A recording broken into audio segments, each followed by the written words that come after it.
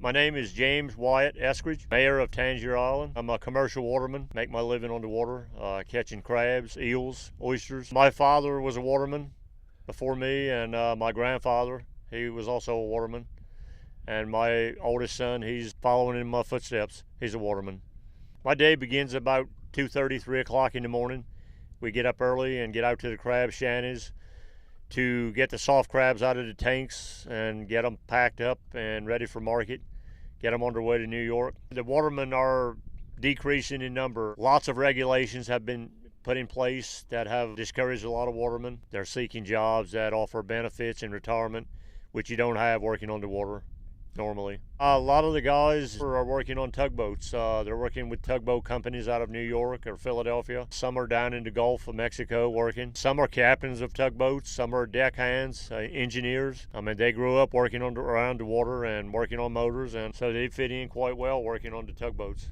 Population is dwindling on Tangier. It's dropped dramatically, which is not a good thing, which makes it hard for a community to maintain the different things that we have to tend to, like taxes, water and sewer, and just to keep our water treatment plant going. The fewer people you have, the harder it is to do with fewer people. I mean, it just puts more pressure on the folks. Where we have a terrible erosion problem.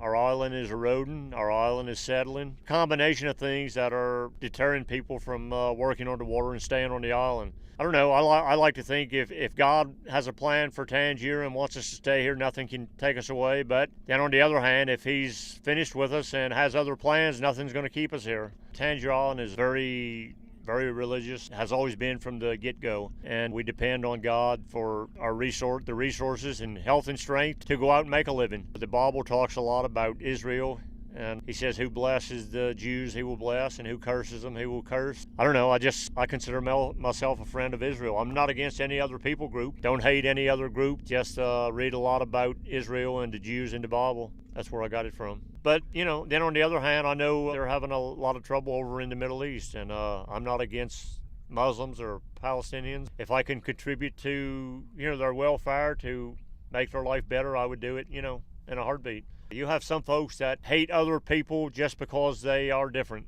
and which is a sad thing. I don't know, I see everybody equal, really, and people are struggling all around the world. And God has blessed me with a good life and pretty comfortable, and if I can help other people that are struggling, I'm happy to do it. To me, the Bible says there's only two kinds of people in the world: people that follow Christ and people who do not, and makes things really simple.